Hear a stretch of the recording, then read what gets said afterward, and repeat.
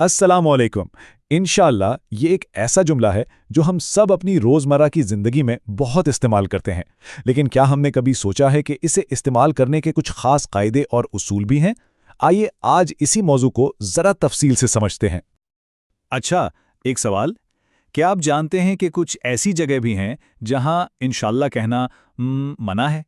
शायद ये सुन के थोड़ा अजीब लगे है ना, लेकिन इसके पीछे एक बहुत अहम वजह है। आइए देखते हैं कि वो क्या है। तो आज हम क्या क्या देखने वाले हैं? पहले एक छोटा सा खुलासा, फिर वो 4 बुनियादी उसूल समझेंगे। उसके बाद थोड़ी गहराई में जाएंगे कि कहाँ इस्तेमाल जायज़ है और कहाँ नहीं। फिर देखेंगे कि इसे आम जिंदगी में कैसे अपनाएं, और आखिर में एक छोटा सा सवाल सोचने के लिए। तो चलिए शुरू करते हैं। सबसे पहले इस पूरी बात का मरकजी ख्याल क्या है, इस पर एक नज़र डालते हैं। देखें, इंशाल्लाह कहना सिर्फ एक आदत नहीं होनी चाहिए। ये असल में इस बात पे मुनसिर है कि आप इसे किस बात के साथ कह रहे हैं। सही वक्त और सही जुमला, बस यही असल नुक्ता है, यानी सियाको सबाक बहुत अहम है। ठीक है, तो अब आते हैं उन 4 बुनियादी उसूलों पर। ये उसूल हमें बताते हैं कि इंशाल्लाह कब कहना है और कब नहीं कहना। जी हाँ, सिर्फ 4 उसूल, ज़्यादा मुश्किल नहीं है, लेकिन ये 4 नुकात इतने अहम हैं कि इन्हीं से सारी बात वाज़ेह हो जाती है, तो इनको समझना बहुत ज़रूरी है।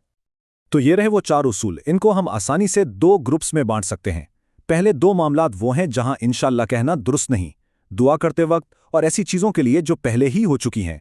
और दूसरे 2 मामलात वो हैं जहां ये बिल्कुल जायज़ है, मुस्तकबिल के मंसूबों के लिए और उन चीज़ों के लिए जिनका इल्म सिर्फ अल्लाह को है, यानी गैब की बातों के लिए। चलिए अब थोड़ा गहराई में चलते हैं।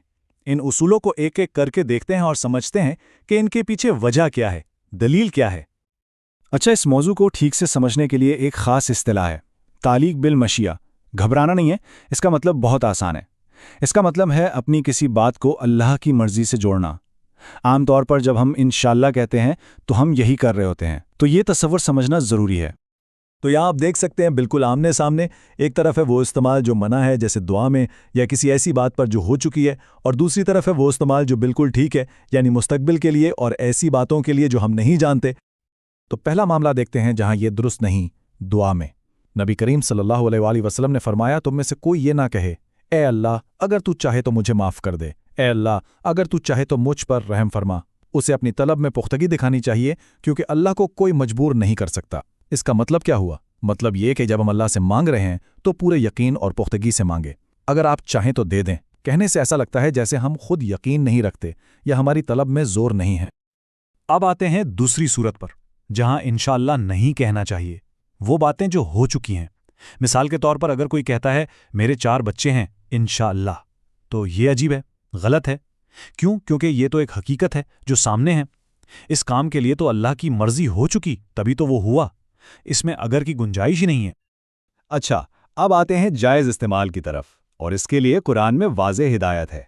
सूरतुल कहफ की आयात 23 और 24 में फरमाया गया, और किसी चीज़ के बारे में हरगिज़ ये ना कहना कि मैं ये काम कल कर दूंगा, मगर ये के साथ में कहो अगर अल्लाह ने चाहा। यहाँ तो बिल्कुल साफ साफ कह दिया गया है। जब भी हम मुस्तकबिल के बारे में कोई बात करें, कोई मंसूबा बनाएं, तो इंशाअल्लाह कहना ज़रूरी है।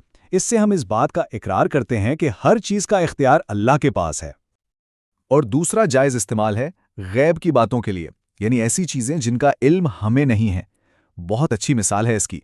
जैसे नमाज पढ़ने के बाद हम कह सकते हैं हमारी नमाज कबूल हो गई इंशाअल्लाह। देखें, नमाज पढ़ने का काम तो हमने कर लिया, वो तो हो गया, लेकिन वो कबूल हुई या नहीं ये तो सिर्फ अल्लाह जानता है, ये हमारे इल्म से बाहर है। तो ऐसी हर चीज़ के लिए इंशाअल्लाह कहना बिल्कुल दुरुस्त है। तो इस टेबल में हम इन चारों चीज़ों को एक साथ देख सकते हैं। एक फौरी खुलासा, दुआ में इंशाअल्लाह कहना इसलिए गलत है क्योंकि इसमें पुख्तगी की कमी नज़र आती है। गुजरे हुए वाक़यात के लिए इसलिए गलत है क्योंकि वो तो हो चुके। मुस्तकबिल के मंसूबों के लिए ज़रूरी है क्योंकि इसमें अल्लाह के इख्तियार का इकरार है, और गैब की बातों के लिए यह हमारी आजिज़ी और हमारे इल्म की हुदूद को ज़ाहिर करता है। ठीक है, अब सवाल ये है कि इस सब को आम जिंदगी में, रोज़मर्रा की बातचीत में कैसे इस्तेमाल करें। ये बहुत आसान है, बस ये 4 कदम जहन में रखें। पहला कदम, सबसे पहले सूरत हाल को समझें। क्या ये दुआ है, माजी की बात है, मुस्तकबिल का मंसूबा है या कोई गैब की चीज़। दूसरा कदम, अगर दुआ है तो पूरे यकीन से मांगें, इंशाअल्लाह ना कहें।